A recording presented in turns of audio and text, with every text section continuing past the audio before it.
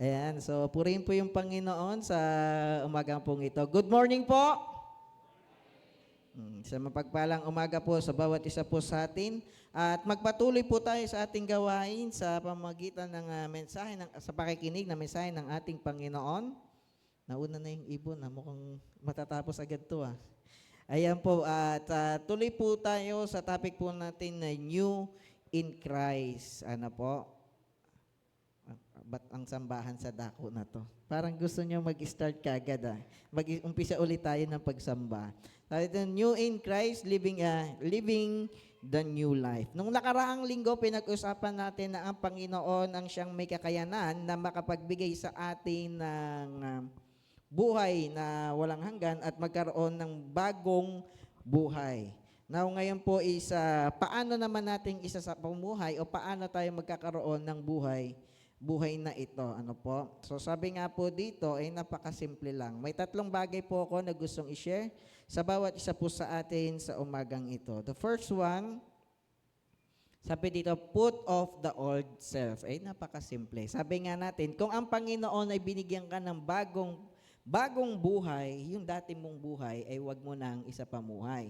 The old self refers to our life before Christ. Sabi nga, marked by sin, selfishness, and worldly desire. So sabi nga natin, hindi mo naman babaguhin yung pangalan mo o hindi ka talaga magiging totally bagong tao. Kundi yung sabi nga dito, ang babaguhin mo lang yung way of living mo sa mga ilang aspetong hindi karapat-dapat sa Panginoon. 'Di ba? Kasi hindi naman pwedeng buong buhay mo mali ka 'Di ba? Mayroon ka ring tamang ginawa. Kaya sabihin mo sa sarili mo, may tama din ako. Ay, sinabi nga, Hindi. So, may tama ka rin. No? So, ibig sabihin, may tama ka ring ginawa. No?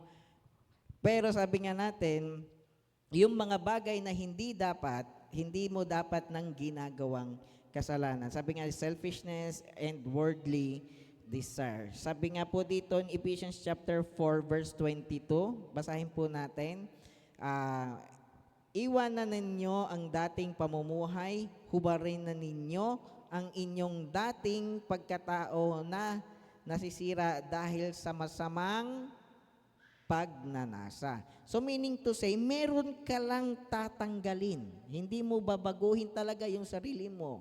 Merong mga old habits na hindi talaga nakakapagbigay ng kaluguran sa ating Panginoon. Ano yon? Yung mga kasalanan. So sabi nga natin, hindi lang to about sa bisyo. No? So may mga habits tayo na hindi nagiging kaluguran sa Panginoon, hindi taong hindi mapanalanginin. Sabi nga natin, hindi porket hindi ka nagbibisyo, hindi ka na makasalanan. Tandaan po natin yan. Sabi nga dito, sige po, i-next po natin. Sabi dito sa next part po natin, paki-slide nyo po yan. Sin distorts our thinking, emotions, and action, leading us away from God's purpose. O, diba? So, napakaganda, po?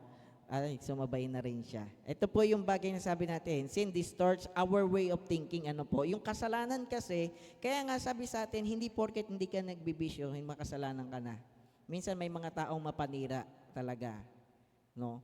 So, hindi ka nga nagbibisyo, mapanira ka naman ng mga taong nakapaligid sa'yo, hindi rin pwede. Our thinking, di ba sabi nga natin, hindi ka nga naninira ng ibang tao, hindi ka rin nagbibisyo, mapagmataas ka namang tao. O, di ba?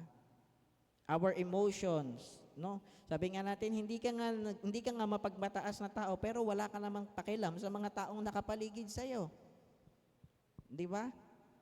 Our actions, yung mga disrespect, leading us away from God's purposes. So, ibig sabihin sa atin, minsan ang tao, nakalagay lang, ang pagiging Kristiyano, ang Kristyanismo, minsan naka-bracket, nakalagay lang sa box, yung pagiging isang Kristyanismo. Kapag nag-church ka, nagpe-pray ka, hindi ka nagbibisyo, Kristiyano ka na. Pero okay lang mag-chismis, minsan magmataas, neglecting your devotions, prayers, Bible studies. Yung mga bagay na yun na sa tingin natin hindi nakaka-apekto, pero nagli-lead ng sin yun. Nagli-lead doon sa old life mo. Kasi wala ka namang binago eh. Wala kang inalis. At wala kang dinagdag. Sabi nga po dito in Colossians chapter 9 verse 3, chapter 3 verse 9 to 10, huwag kayong magsisinungaling sa isa't isa, sapagkat hinubad na ninyo ang dati ninyong pagkatao, pati na mga gawa nito. So, verse 10, isinuot ninyo ang bagong pagkatao na patuloy na nababago at nagiging kalarawan ng Diyos na lumikha sa inyo upang lalo ninyo siyang makilala. Sabi dito, nagbabago, patuloy na nagbabago. Meaning to say, yung growth, yung changes, continuous yan sa buhay natin. Maaring meron kang new discovery of sin. Minsan ang tao nag-explore tayo, di ba? Hindi lang new discovery of new life tayo minsan. Nakaka-discover rin tayo ng bagong kasalanan. O di ba yung bisyo nga nag-upgrade eh. Ngayon electronic na, dipindot na lang, dati disinde. No? Doon ako natuto sa bisyo dati kasi yung kapitbahay namin pag nagpapabili ng sigarilyo dapat nakasinde na. So anong gagawin mo? Hihipanin mo? Hindi, hihit-hitin mo para di mamatay. Oh, di nagbisyo ka na rin. No? So ngayon hindi na, upgraded na, 'di ba? Bibili ka na lang ng ano 'yon? Ng vape, ano bang ano doon? Ano yung nilalagay doon? Yun, sabi sa atin kapag Bible verse, alam na natin eh. Every parts of the Bible verse eh. Juice, tama. So, kasi merong puting usok dyan. Sino nakapasok ng puting usok? No. Ano po, bilihan. Bakit pinromote? Hindi, no? Sabi natin, mayroong mga bagay na gano'n. So, nag-upgrade, di ba, ang mundo? Mga new discoveries of sins natin na kumbaga parang sasabihin natin, hindi naman ako naninigarilyo, pastor eh. Nagbe-vape lang, hindi yun sigarilyo. Di ba? Ang galing. No? Kasi sabi nga natin, huwag ka na mag-discover ng bagong kasalanan. I-discover mo kung paano magiging kapurihan sa Panginoon. Kasi nga sabi dito, hinubad mo na, no? Sino po dito ang habi naghuhubad ng damit tapos sinusuot pa kinabukasan, pinapahanginan lang? Aba, mukhang mo. Kapag pambahay pwede, siguro. Sa mga lalaki, guilty ako yun. Pagka pambahay, ganun. Ay, uulitin ko yun. Siyempre, kasi minsan ko lang siya suotin, palagi kasi ako umaalis. Diba? Pero sabi nga, kung ganun kang tao, diba, di ang baho mo na. Diba? Kahit maligo ka, mabaho ka pa din. Kasi hindi ka naman nagpalit ng damit. Parang ganun kapag naging Kristiyano ka. Naligo ka lang, nagpabaptize ka. Pero after nun, yung dating katauhan mo pa rin, yung binihis mo, makasalanan pa rin. Nagbasa ka lang, hindi ka nagbago. Diba po? Kaya sabi dito sa verse natin, yung binasa natin in Colossians, napakaganda po. Sabi nga, sige po, next natin. Kaya ang yung pangalawang i-share natin ngayon is be made new in the attitude of your mind. Ano po? Ayan. So, be made new in the attitude of your mind, sabi dito. Transformation begins in the mind, di ba? Ito yung bigyan natin kapag hindi mo dinicide talaga sa sarili mo. Di ba? It's not enough to change outward behavior. Our thinking must be renewed to reflect God's truth. So, ibig sabihin yung pagbabago talaga ng pag-iisip, hindi lang yung mukha kang Kristiyano sa harapan ng maraming tao, tapos pagdating sa bahay mo, yung rep mo punong-puno ng beer, no? Hindi, pastor, pampatulog lang yan. Di sana pinalo mo na lang para diretso na, iinumin mo pa. Yeah. Ipalo mo na lang sa sarili mo para mas malakas ang tama. Pero sabi nga natin, ito yung bagay na pinapakana natin, no? Not in the outward behavior. Hindi dapat parang mukha ka lang Kristiyano. Tsaka hindi lang dapat tunog Kristiyano. Meron ka kasi makikitang mga Kristiyano na tunog Kristiyano. Paano yun? Yung hindi ka naman nag-church pero pag nagsalita ka, tunog Kristiyano pero pala mura ka rin naman. Pero nagsasalita ka ng words of encouragement. Oh. Yun yung mga sinasabi natin. Kaya sabi natin, the way we think, in Ephesians chapter 4 verse 23, magbago na kayo ng diwa at pag-iisip. So tignan po natin dito, so napakaikli lang yan, magbago na kayo ng diwa at ng pag-iisip. Tignan po natin, renewing of mind. Tignan natin kung meron na tayong mga bagay na ito. Kung nagagawa na natin to, baka papunta tayo doon sa renewing of our mind. Sabi dito, regular Bible study. Hindi po sinasabi dito na magpa-Bible study ka kay pastor. Pwede ka namang mag-aral ng salita ng Diyos personally or mayroong mga Bible studies na active na Bible studies ay weekly. Pwede kang umattend. O diba? Basta nakakapag-aral ka ng salita ng ating Panginoon. Kasi sabi nga natin, kapag binabago, paano ba natin binabago yung pag-iisip natin? Sa pamamagitan ng pagbabago ng ini-insert natin sa ating pag-iisip. Yun nga yun di ba? Yung parang kapag ka pinapanood mo, palagi mong pinapanood, palagi mong pinapakinggan, yun yung minsan yun na ilalabas sa bibig mo, yun yung minsan yung kinikilos mo. Ako may isa akong kaibigan, habang lumalaki siya, hindi ko malaman kung anong klaseng genre ang meron siya. Kasi nung nagustuhan niya yung magandang music ng classic, ang formal niya. Tapos, nung paglipas, another year, nakita ko siya, mahaba na yung damit. Sabi ko, ang pinapakinggan niya na yung mga hip-hop ngayon. Sabi ko, tapos pagkatapos nun, yung medyo maayos naman, pagiging Kristiyano, sabi ko, ano ba kapatid? Ano bang gusto mo? Yun yung kasi minsan nakaka-influence sa atin yung mga bagay na nagiging hobbies natin. Di ba? Yung ini-insert mo sa mind mo at yun yung magiging ikaw. Kaya nga makalaga, meron kang Bible study. Para merong nai-insert sa mind mo, ay, Kristiyano ako, Kristiyano ako, Kristiyano ako. Yung word of God na mo. Hindi yung puro pinapanood mo, anong tawag nito? Ika-anim na utos. No? Parang mayo nakaabot nun Napapakinggan ko lang yun ika-anim na utos. Yung mga ganun, asawa ng asawa. Asawa ng asawa ko. Diba? Yung mga bagay na nai-insert sa'yo, kapag ganun, may isip mo, ay, nagloloko siguro to, kaya gusto magtrabaho. Diba? Ganun na mangyayari kasi ini-insert mo, merong nag-i-insert sa'yo. Pag meron kang welcome sa mind mo na ibang kaisipan, magiging attitude mo yon. No? Winelcome mo Oy, welcome doon sa mga kasalanan, mga ganun. Tapos lalo na kapag meron kang mga kaibigan, mga naghihiwalay na, tapos dahil sa pagloloko, ay yun na yun. Talagang pag hinalaan mo, kahit yung asawa mong ngumiti lang, kahit walang ginagawa, tas nangiti, sino ngumiti ka? Anong iniisip mo? Ganun. Diba?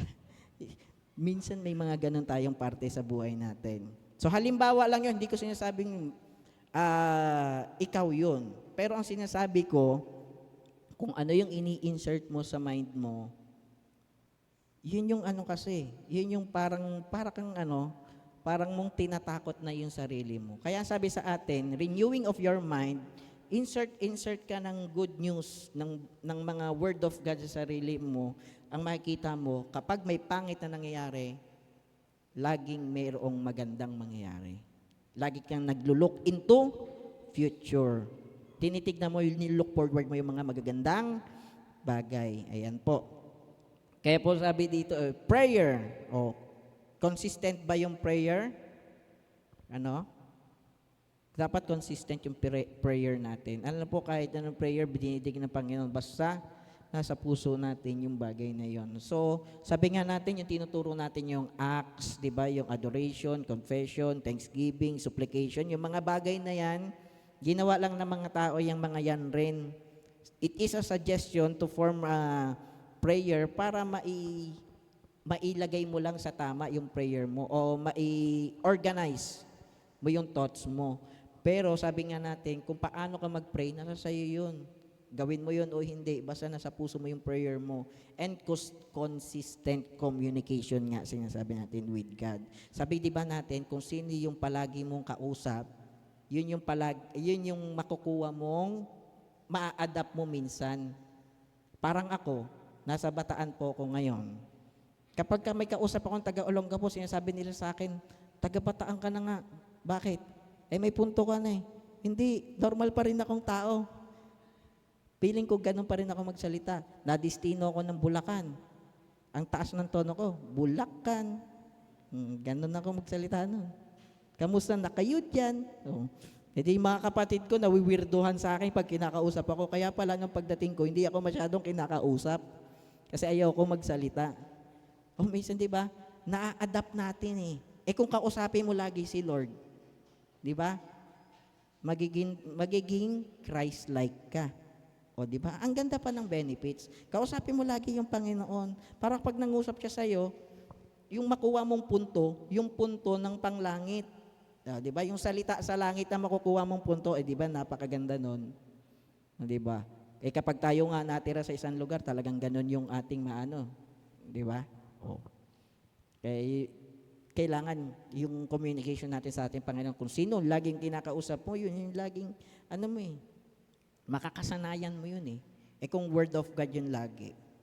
Di ba? Naalala ko nung ako yung kabataan pa, although bata pa rin naman talaga ako ngayon, hindi pa naman katandaan, kabataan pa rin. So, ayan, naalala ko kapag ka nagbibiroan kaming mga kabataan, hindi nakakasabay sa amin kapag ka hindi nag-church. Kasi yung biroan namin pang mga Bible verse lang. Kung lari nagbiroan, hindi, kasalanan mo yan. Yung isa kukuha lang ng, alam nyo tong birong ganun. Hindi brother, ikaw kasi may kasalanan yan. Ay, wala akong kasalanan nun. Kukuha ng alcohol, tapos huhugasan yung kamay. O kaninong kwento yon? Ha? Kay Pilato.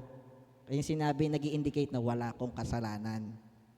Kayo yung may dyan. So meaning to say, mayroon tayo mga yung biro ang Kristiyano na pwede mong, hubog to sa Bible verse, tsaka sa mga Bible stories. Kasi yung mga biro niya, mga ganun. Kaya minsan kami kapag pagka matagal nang di nag-church, minsan pwede mong binibiro yung, niluwa ka pa. Sino yung niliwa? Jonas, nung nagkasalanan, di ba? Kita natin. Mga bagay na gano'n. Ilalabas kasi sa bibig mo yun. Tunog Kristiyano ka na, di ba? Kilos Kristiyano ka na, tunog Kristiyano ka pa, di ba? Kasi nga, yung communication mo, ang nasasanay sa'yo, yung salita ng Diyos. Kuha natin. Kaya napakalaga yung prayer natin. Kung wala kang prayer life, wag mong asahan yung salita mo magbabago. Yung punto mo, hindi magbabago yan kapag wala kang prayer life. No? And accountability. Ito yung pinakamaganda, no? Surround yourself with others when encourage you to think godly thoughts and live accordingly. So sabi nga natin, yun yung pinaka-inaano natin, yung sa may kamatis, di ba? Kang isang bulok na kamatis, kapag hinalo mo sa matinong kamatis, ano mangyayari? Papangtanim mo na silang lahat. Mabubulok silang lahat kasi. Di ba?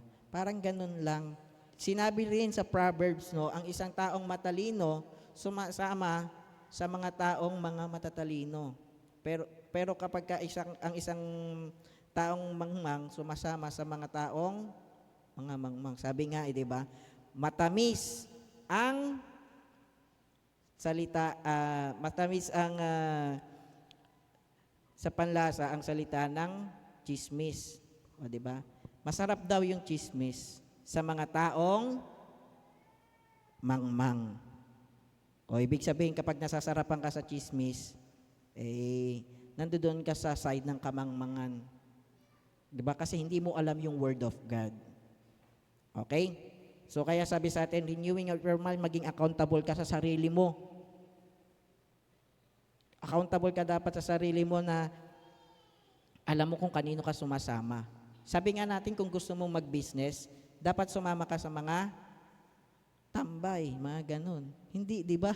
Sama ka sa mga businessman para matuto ka, ma-adapt mo yung pagkakaroon ng business. Kung gusto mo magturo, adapt mo yung sarili mo, punta ka doon sa field ng mga teacher. Makipagkwentuhan ka sa mga teacher.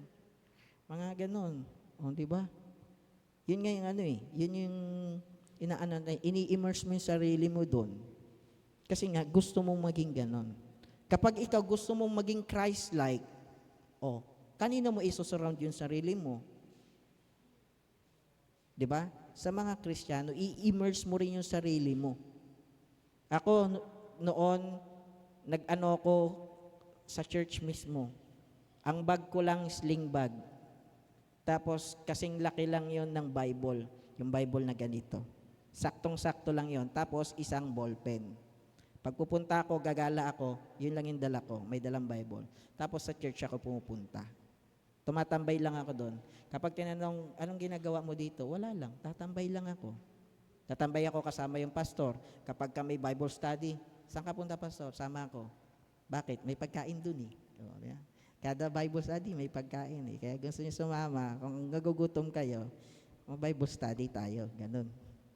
Di ba? Pero hindi sa kidding side. Yun yung bagay na inano ko. In-immerse ko yung sarili ko kasi gusto ko ng Word of God.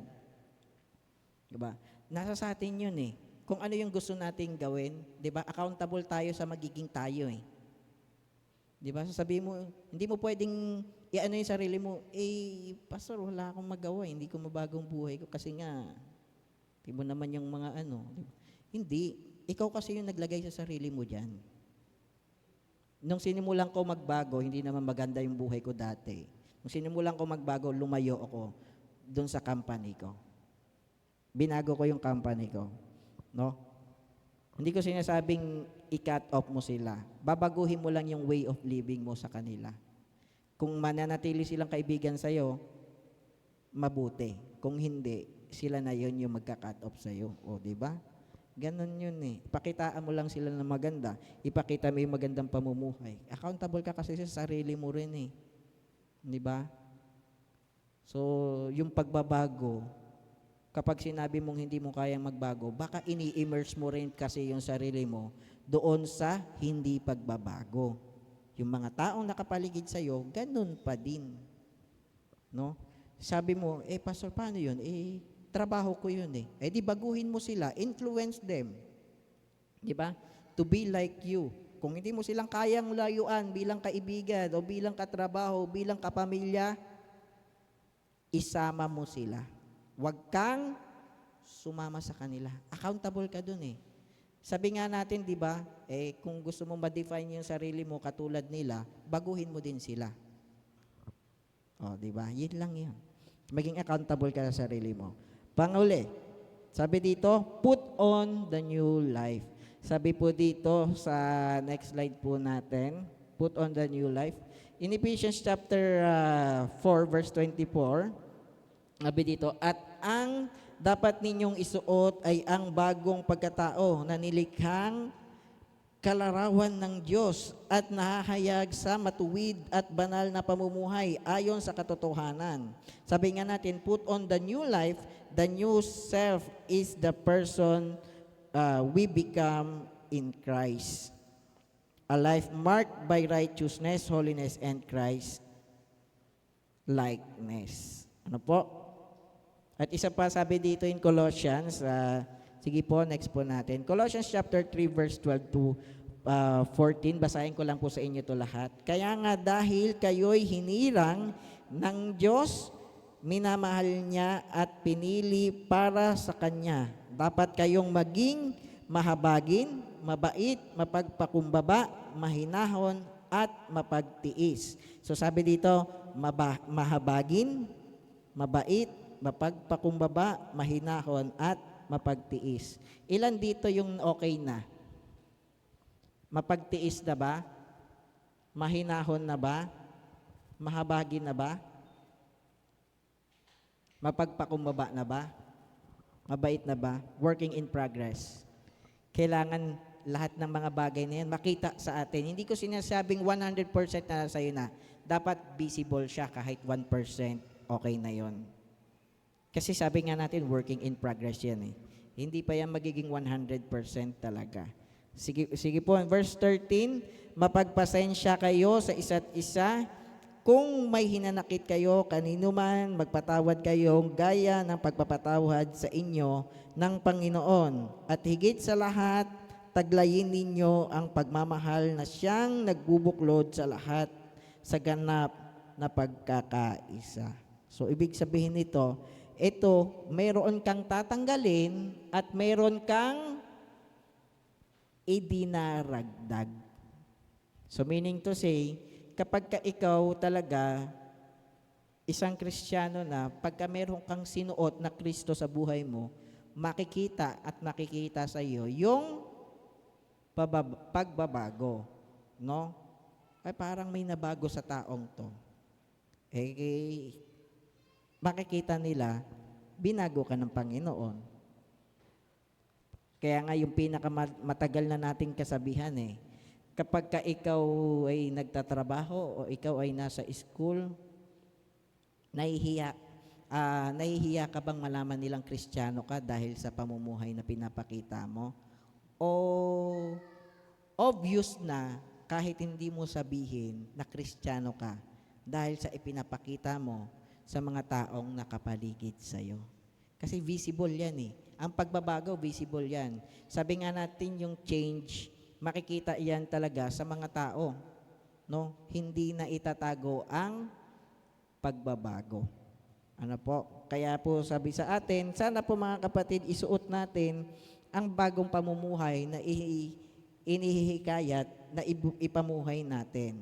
Sabi po sa conclusion po natin sa ating pagtatapos, sige po, sabi po ditong, living the new life is not a one-time event, but a lifelong process of transformation. So sana po mga kapatid, yung paghubad ng dating katauhan, magkaroon na ng magandang process sa atin. Ano po? Yung pagsuot ng bagong pamumuhay, sana makita sa atin yung pagbabago. Hindi ko sinabing overnight magbago ka. Pero sana makita mo sa sarili mo at one day maging proud ka sa sarili mo. Lord, thank you Lord. Kahit 0.1% nagkakaroon ng progress. Hindi ko sinasabing pare-parehas tayo ng pagbabago. Pero ang pinakamaganda nun, dapat mayroong pagbabago. Tayo po'y manalangin. O aming Diyos na makapangyarihan sa lahat, Lord, maraming salamat sa pagkakataon na ito na ibinigay niyo po sa bawat isa po sa amin. Salamat sa pagmamahal, salamat sa pag-iingat, salamat, Panginoon, sa paalala sa bawat isa po sa amin. Nawa, Panginoon, sa pag-iisip, Panginoon, ay tulungan niyo po kami baguhin, Panginoon, ito, Panginoon. Tulungan niyo po kami maging accountable sa aming sarili. Tulungan niyo po kami, Panginoon, na may immerse yung aming sarili sa iyong banal na salita at sa aming communication sa iyo, Panginoon. Sana po makita niyo, Panginoon, maging continuous, Panginoon, ang aming pananalangin sa iyo, Panginoon. O Panginoon, sa pagpapatuloy ng aming gawain, kayo lamang po nawa ang aming mapapurihan at aming mapasalamatan. Ito lamang po yung aming panalangin sa dakila't makapangyarihang pangalan ng aming Panginoong Hesukristo. Amen.